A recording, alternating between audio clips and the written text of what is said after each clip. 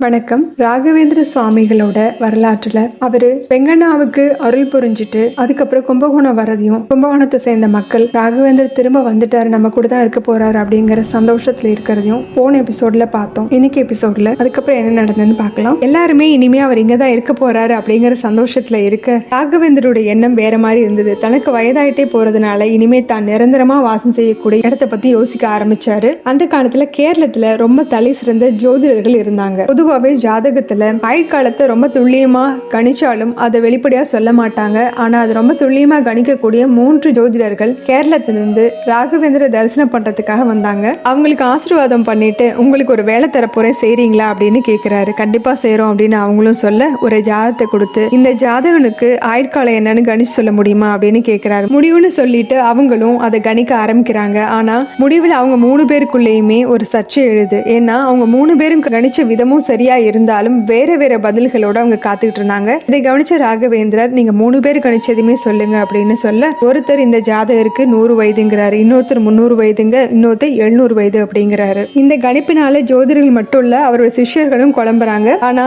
ராகவேந்திரர் சொல்றாரு, நீங்க 3 பேருமே ரொம்ப சரியாதான் கணிச்சிருக்கீங்க அப்படின்னு சொல்ல, இப்படி ஒரு வித்தியாசமான அபூர்வமான ஜாதகத்தை நாங்க பார்த்ததுல இது யாருக்குரியதுன்னு கேட்டதும் அது என்னோட தான் அப்படின்னு சொல்லிட்டு, நீங்க சொன்ன மாதிரி இந்த ஜாதகத்தை நீங்க 3 கோணங்களை கணிச்சிருக்கீங்க. தேக திருஷ்டி, கிரந்த திருஷ்டி, பிரபாவ திருஷ்டி அப்படின்னு 3 கோணங்கள்ல நீங்க கணிச்சிருக்கீங்க. அதாவது தேகம் அப்படிங்கிறது இந்த ஸ்தூல சரீரம் இயங்கக்கூடிய வருஷங்கள் 100 வருஷம். கிரந்த திருஷ்டி அப்படிங்கிறது நான் எழுதின கிரந்தங்கள் எல்லாரையும் சென்றடையக்கூடிய வருடங்கள் 300 வருடங்கள். பிரபாவ திருஷ்டி அப்படிங்கிறது பிருந்தாவனத்துல 700 வருடங்கள் நான் இருக்க போகிற வருடங்கள் அப்படிங்கிறாரு. பிருந்தாவனத்துல நான் வசித்து மக்களுக்கு ஆசி வழங்கக்கூடிய வருடங்கள் அப்படின்னு சொல்றாரு. இது மட்டும் இல்லாம ஜெய ஜெய ஜெயபீவ ராகவேந்திரா அப்படிங்கிற வரிகளோட துவங்குற ஸ்ரீ குரு ராஜ நாமாவளி அப்படிங்கிற ஒரு பாடலை பக்தர்கள் சுவாமிகள் பண்ணும் போது பக்த சரத்தியோட பாடுவாங்க. நாமாவளியில பயங்களை போக்குபவர், துக்கங்களை களைபவர் அப்படின்லாம் சொல்லிக்கிட்டே வந்துட்டு ராகவேந்திரோட வாழ்க்கை அதுல சொல்லியிருக்காங்க. அதுல 100 மனுஜகே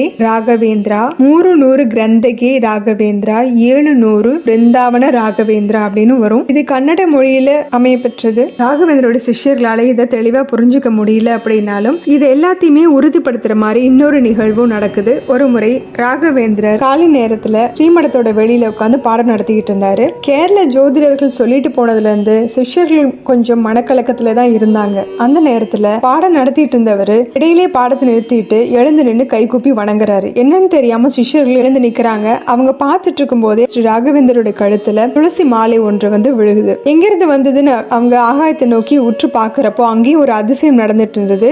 ஆகாய மார்க்கத்துல ஒரு மகான் போயிட்டு இருந்தாரு. அவர் ராகவேந்திரரை பார்த்து தன்னோட வலது கரத்தோட ஆள்காட்டி விரலையும் நடு விரலையும் உயர்த்தி மற்ற 3 விரல்களையும் மடக்கி 3 தடவை அதை காமிச்சாரு. இதுக்கு என்ன பொருள் அப்படின்னு அவங்களுக்கு புரியல. ஆனா ராகவேந்திரர் எல்லாரையும் உட்கார சொல்லிட்டு அவர் யாரு அப்படிங்கறத சொல்றாரு. நீங்க இப்ப ஆகாயத்துல பார்த்த மகானோட பேர் ஸ்ரீ கிருஷ்ண வைபாயனர். இவரு தேவர்களால புஷ்ப விமானத்துல கூட்டிட்டு போகப்படுறாரு. அப்போதான் நீங்க அவரை பார்த்தீங்க. அவரு என்ன குறிப்பிடுறாரு அப்படின்னா, நான் இன்னும் பிருந்தாவன பிரவேசம் செய்யறதுக்கு இன்னும் 2 வருடங்கள் 2 மாதங்கள் 2 நாட்கள் இருக்கு அப்படின்னு அவரு குறிப்பிட்டு போறாரு. இவர் என் கழுத்துல போட்டாரு இல்லையா இந்த துளசி மாலை, இது பிருந்தாவன பிரவேசத்தின் போது நான் உபயோகப்படுத்துறதுக்காகத்தான் அப்படின்னு சொல்றாரு. அடுத்து என்ன நிகழ்ந்ததுங்கிறத அடுத்த வீடியோல பார்க்கலாம்.